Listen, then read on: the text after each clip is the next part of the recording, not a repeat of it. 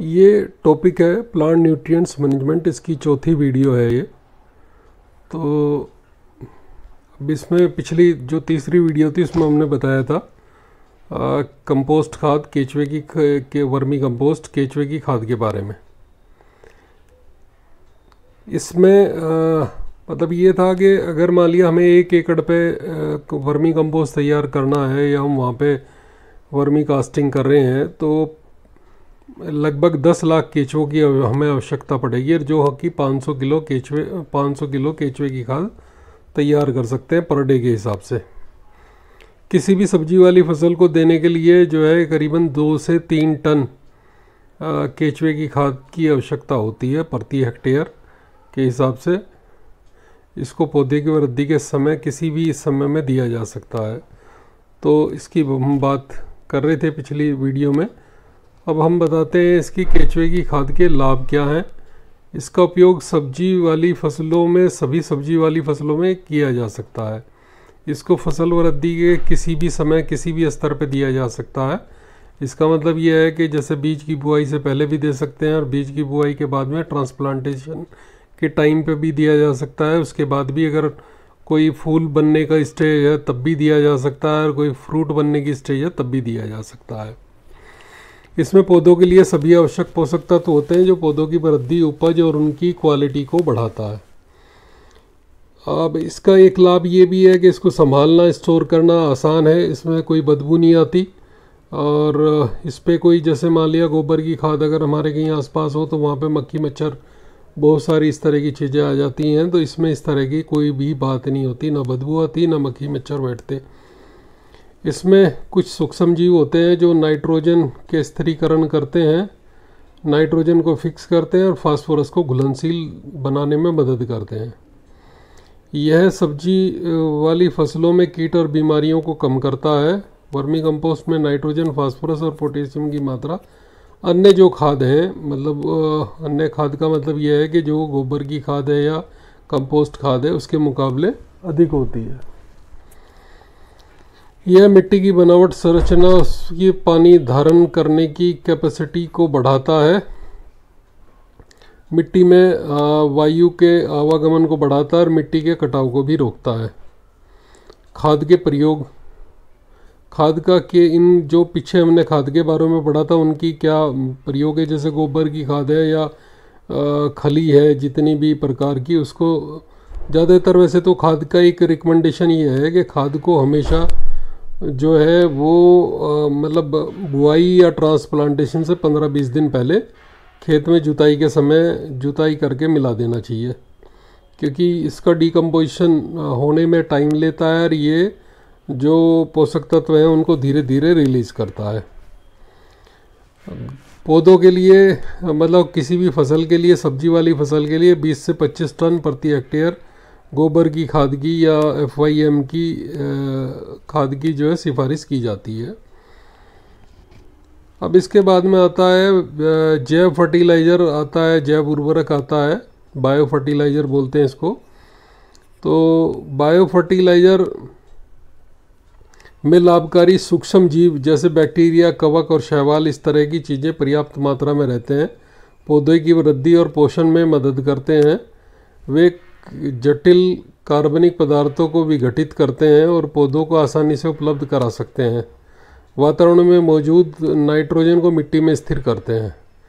ये 2 प्रकार के होते हैं। एक तो नाइट्रोजन को फिक्स करने वाले उर्वरक होते हैं, जैव उर्वरक होते हैं। दूसरे जो फास्फोरस है, फॉस्फेट है, उसको घुलनशील अवस्था में बनाते हैं। मतलब फास्फोरस हमेशा अघुलनशील होती है तो उसको घुलनशील अवस्था में बनाते हैं, ये बैक्टीरिया बनाते हैं। इनका काम होता है उसको घुलनशील बनाना। आजकल वैसे बहुत सारे घुलनशील के जो उर्वरक भी, फर्टिलाइज़र भी ऐसे आ रहे हैं जिनमें जो पानी में घुलनशील है, जिनके अंदर फास्फोरस। तो इसके कुछ जो जैव उर्वरक हैं उनके प्रकार उसको जान लेते हैं। कुछ कौन कौन से सूक्ष्म जीव हैं। एक राइजोबियम है जो दलहनी फसलों की जड़ों में पाया जाता है और ये एटमॉस्फेयर में जो नाइट्रोजन होती है उसको फिक्स करता है मिट्टी के अंदर। जैसा ये एक आप देख भी रहे होंगे, इसमें ये जड़ों के अंदर जो है ना, ये नोड्यूल्स हैं बने हुए, तो गांठ गांठ सी बनी हुई, ये ऐसी गांठ बनी हुई जैसे, अगर वैसे देखने में ऐसी लग रही होंगी जैसे कैंसर की गांठ हुई है। तो इस तरह का इसमें क्या है कि वो नाइट्रोजन फिक्स करते हैं इसके अंदर, मिट्टी के अंदर। ये नोड्यूल्स करीबन 100 से 300 किलोग्राम प्रति हेक्टेयर के हिसाब से प्रति वर्ष 1 साल के अंदर वो नाइट्रोजन फिक्स कर लेते हैं। दूसरा है इजियोस्पिरिलम, नाइट्रोजन स्थिर करने के साथ साथ जीवाणु पौधे में पोषक तत्व और पानी के अवशोषण भी बढ़ाते हैं। यह पोषक तत्व पौधे के जड़ विकास और वनस्पतिक विकास में सुधार करते हैं। एजोस्पिरिलम 25 से 30 किलोग्राम नाइट्रोजन प्रति हेक्टेयर के हिसाब से प्रति वर्ष जो है वो फिक्स करते हैं, और इसकी उपज में 15 से 30% की वृद्धि होती है। इनको प्याज और दलहनी फसलों के लिए मतलब जो है सिफारिश की जाती है उसके लिए। अब एजेटोबैक्टर वायुमंडल में नाइट्रोजन का वायुमंडलीय जो नाइट्रोजन है उसको फिक्स करते हैं। पौधे के विकास में बढ़ावा देने के वाले पदार्थ जैसे विटामिन बी ग्रुप और indole acetic acid, gibberellic acid आदि को पैदा करता है। एजेटोबैक्टर नाइट्रोजन को वातावरण से 20 से 30 किलोग्राम प्रति हेक्टेयर के हिसाब से स्थिर करता है। इस जैव उर्वरक की सिफारिश विभिन्न सब्जियों के लिए की जाती है। लगभग ज़्यादातर सब्जियों में इसका प्रयोग किया जाता, मतलब इसका इस्तेमाल किया जाता है। जैसे अगर मैं पहले बात करूं, ये था राइजोबियम। राइजोबियम का जो है हम केवल दलहनी फसलों में इस्तेमाल कर रहे थे उसमें, लेकिन ये जो है ये सारी फसलों के अंदर एजेटोबैक्टर का इस्तेमाल किया जाता है।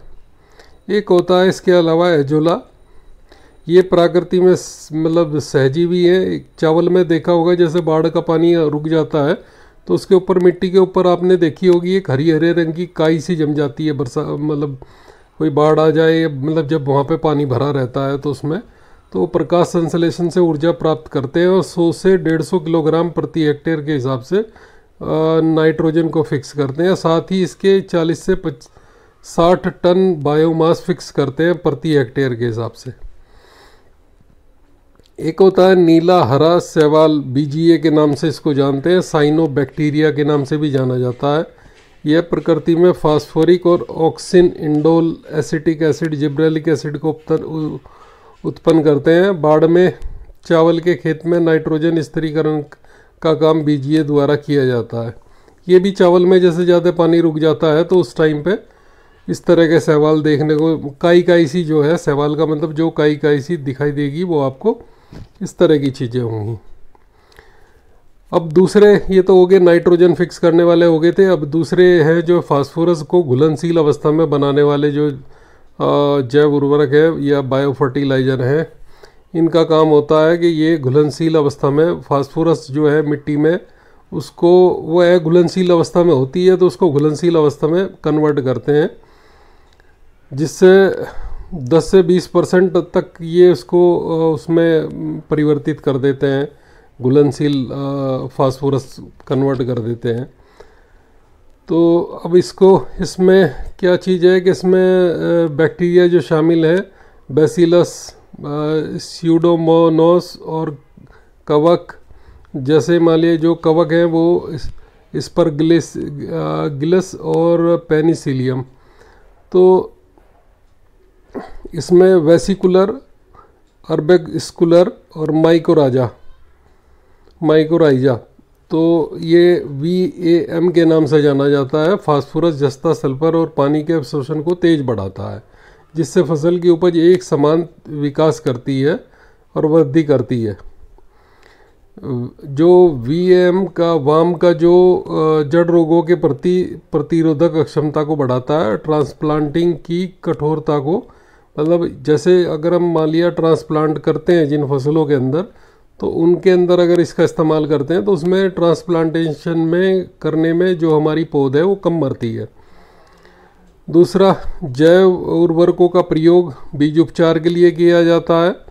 बीज उपचार करने के लिए क्या करते हैं, 200 मिलीलीटर पानी के अंदर 100 ग्राम ये कल्चर, इसकी जो माइक्रो ऑर्गेनिज्म होते हैं, कल्चर होती है उसकी, उसको घोल लेते हैं उसके अंदर।